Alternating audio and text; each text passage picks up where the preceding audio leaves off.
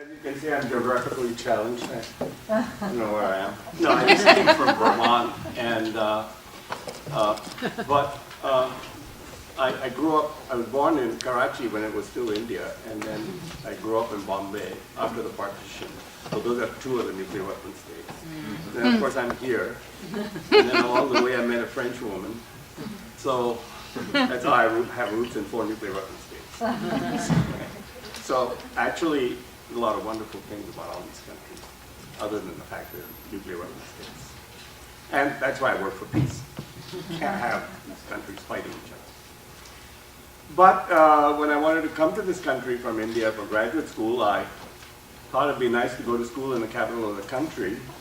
And so I applied to Washington State University. And I did my master's over there. I did find it. And then went to Berkeley, and then wound up in Washington, D.C. I live in Maryland currently, and I'm doing a renewable Maryland project. So you'll see that's much more advanced than, I've done a little bit of work on New York numbers. So they're actually New York numbers. The reason that title is there is I forgot to change it because I was just in Vermont presenting some thoughts about New England and some numbers about New England. You may have to hold the mic a little closer. Sure. I'm kind of. So, what do we want?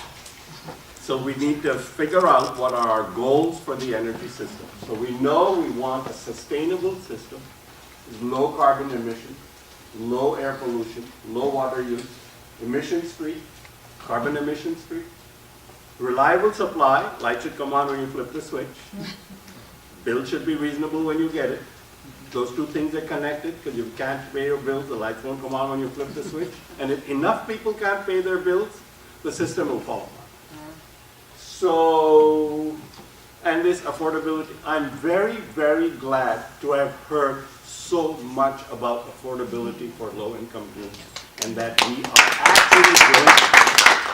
And my preliminary conclusion, so this is the first time I'm actually being involved from energy work in this particular issue. I have a whole another side about capitalism and democracy, and I wrote a book called Manifesto for Global Democracy. And so that piece has been there, and that this energy piece has been here, and now I'm working to join those two things. And so Jerry, I was very shocked to hear some of the things that Jerry said. We have started the Low Income Energy Task Force in Maryland as a result of some of the work that I've done. And our Maryland Climate Coalition is going to work on it. Economically just, amenable. So democratizing the energy sector is very important. Transparent. So today not very transparent. The corporate end of it is kind of closed. Business confidential information that you can't have. So I say let's have some of our own energy, then we can have our own confidential information that we won't share with our corporation. And a just transition. So I get the sense that the people in this room are very serious. I really appreciated what you said too, Jessica, and especially also Jerry. Oh, all right, great. So I'm going to briefly talk about current system impacts. This is sort of a tipping point. This is confirmed since 2007 that Arctic is melting much faster, so the subsequent data points. But you can literally see the tipping point. The red line is the models, the black line is the data. Until 2006, it looked like models are very good. The people who say climate models are not very good, it's all kind of hypotheses and so on. First of all, science consists of hypotheses verified by data. So that's how it works. So the red line is hypothesis with some data, as you can see, pretty good. And then, because it's a complex problem, we see data no longer fit the hypothesis. We got to adjust the models because the situation is worse than we thought. Usually, in my experience, ozone layer, climate, tend to exclude the more uncomfortable things from the models. And also, we don't know a lot, so it's often worse than we thought. Okay, we use a lot of water. Next. This is why we use a lot of water. 2/3, so this is one technical thing that's very important. It's going to be accomplished by going from our present energy system to solar and wind and renewables, especially solar and wind. Is 2/3 of the energy in generating electricity is thrown away at the power plant, at coal and nuclear. With gas, it may be less if you have a combined cycle power plant. And that blue, the dark blue dashes are where it's discharged. Each nuclear power plant, 1,000 megawatts, run of the river will have an intake of 500 million to 1 billion gallons per day. And consume 10 to 20 million gallons of that by evaporation. Okay, so this is water use in New York. Mid-Atlantic, New York is not broken out separately, but Mid-Atlantic we're using mostly surface water. There's water withdrawals. Next. Water consumption, so you can see Mid-Atlantic, we're consuming a lot of surface water. Next. Okay, so these are other environmental impacts, land devastation and so on. Actually, the land impact of renewables, other than biofuels, is very low. The footprint of wind for, unfortunately I don't have carbon-free, nuclear-free with me. I didn't have the slide in this presentation, it's in the other presentation.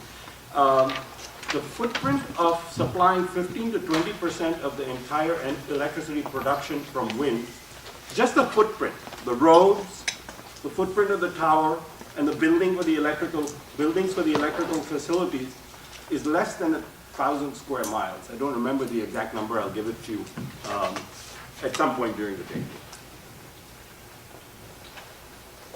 I just want to highlight one particular problem that's very important for economic justice. You know, your electricity gets cut off, and you have baseboard heating in your apartment. You turn on the oven for heating, or you have gas heating. I was visiting my daughter over Christmas, and we were staying in our apartment, and the carbon monoxide alarm went off because of the cooking. Wow. This is a huge problem. It is especially serious in low-income communities, I suspect. There are some data to this effect, but we know very little. I also want to tell you something you may not know, that I didn't know certainly 3 months ago, that we produce carbon monoxide in our body as an essential trace gas that makes us work. So a little piece, 0.5% of our hemoglobin is occupied by naturally produced carbon monoxide. You're screwing up your system in ways we don't really understand, even by small quantities of carbon monoxide pollution. The Agency for Toxic, you're possibly screwing up. We don't understand small amounts of carbon monoxide pollution and all of it. How does it affect pregnant women? How does it affect babies? How does it affect your intellectual development? We know large amounts of carbon monoxide can cause you to pass out and die before you know what's happening. According to the Agency for Toxic Substances and Disease Registry of the Centers for Disease Control in Atlanta, there is no known threshold below which there are no adverse effects.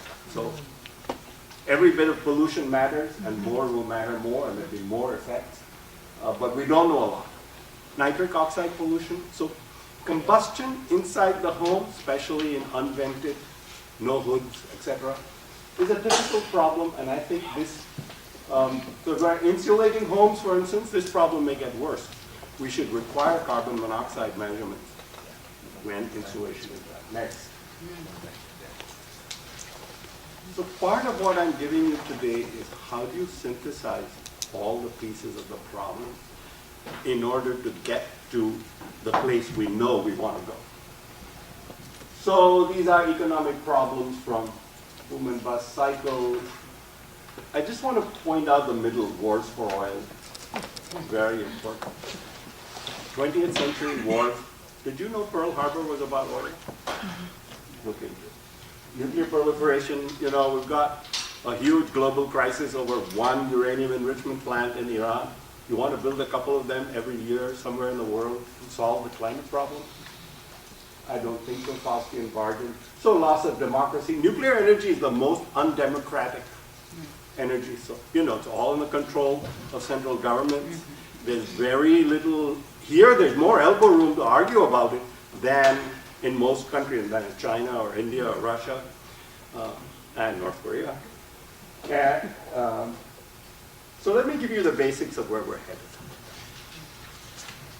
There should be no confusion. Efficiency is the unsexy foundation of the renewable future.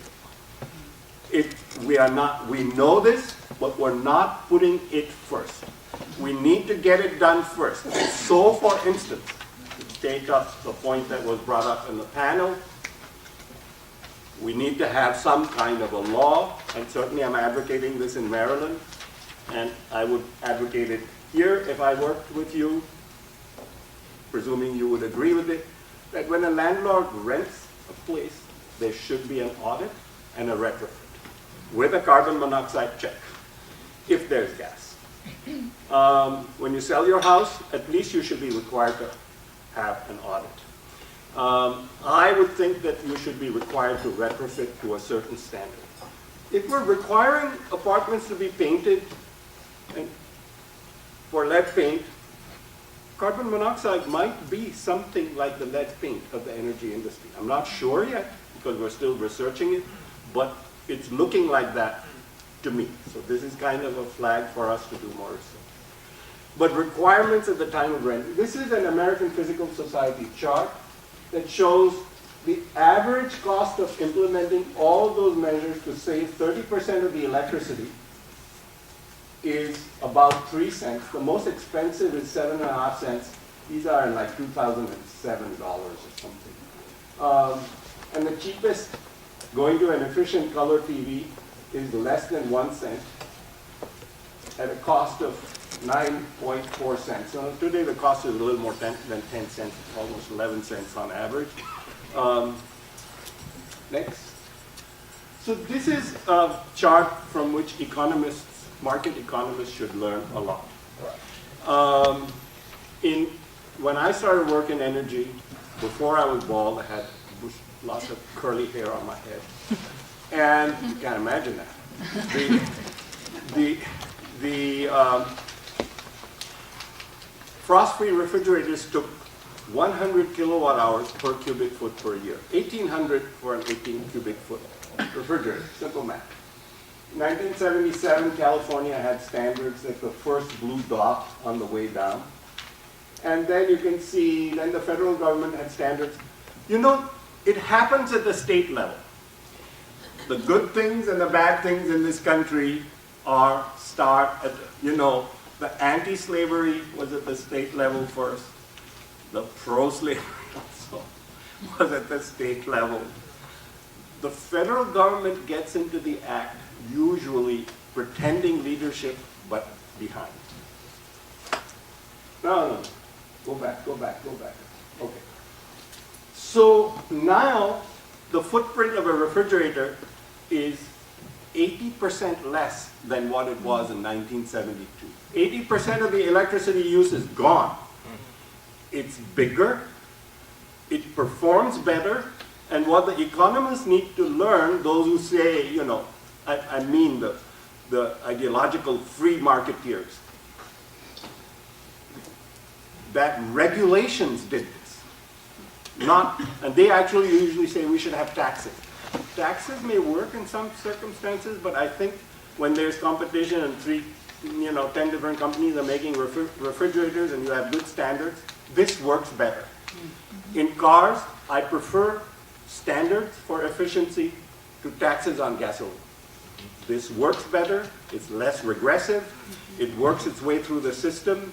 Eventually everybody has much more efficient cars. This works. Cheaper today than it was then.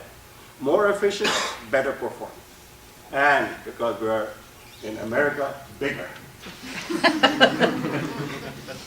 So I did some calculations on space heating. So this argument about gas, electricity, transmission lines, infrastructure comes up a lot. So the bottom three, so those of you who hate charts, who hates charts? Please be honest. Thank you. Again, I know you, Tango, you hate charts. That's fine. So my advice is, numbers are a girl's best friend. Okay? What does that mean? This means if your passions are energy transformation, you need to be able to talk about this. So the first, if you go down the bottom, so you have a natural gas heated house today. So the bottom, you have an oil heated house today. Propane is about the same. You have an electric baseboard, you have the wire in the house, resistance, electricity. The right side shows you 4 different options for energy savings. I didn't include wood. Wood stoves would move away from fossil fuel. Non-energy star heat pump. So that's your run-of-the-mill air conditioner plus heat pump. Heat pump is an air conditioner in reverse, dumping heat inside instead of outside. Energy star, best available air-to-air heat pump, and geothermal heat pump.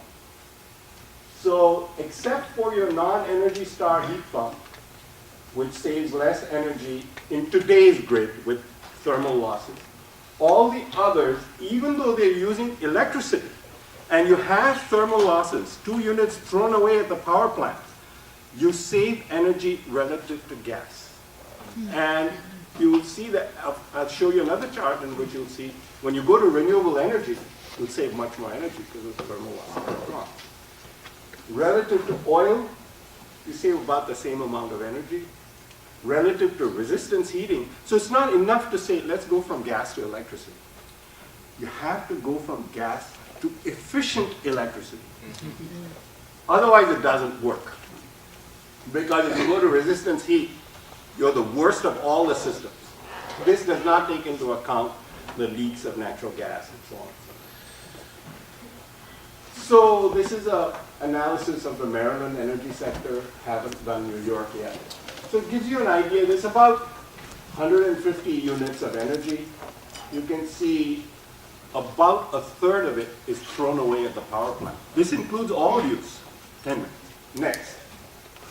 So this tells you that power plant losses are very important even when you take, so this is where, sorry, let me go to the, yeah, the next.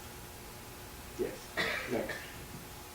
So this is a parking lot of the US Navy. This was done in 2002. So, next. Solar prices are coming down, the German solar prices. If we could get German solar prices, this would be already economical. I think we've got too much bureaucracy. We've got, there are a lot of problems. There's analyses of why costs are high here. They're not high because solar panels and inverters are expensive. They're not high because of the hardware. They're high because of what are called soft costs. We can do this. So what happens? So the left is when the sun is shining, of course.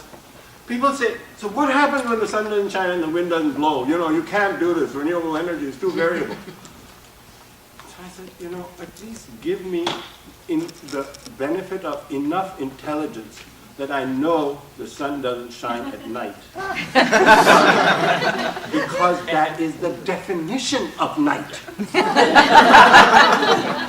Now, and then sometimes you get the screw-ups in the daytime, clouds will go over, you're generating wonderfully, then suddenly, if you have solar on your rooftop, if you have solar data available, just look at how magnificently Mother Nature works to screw up your solar system.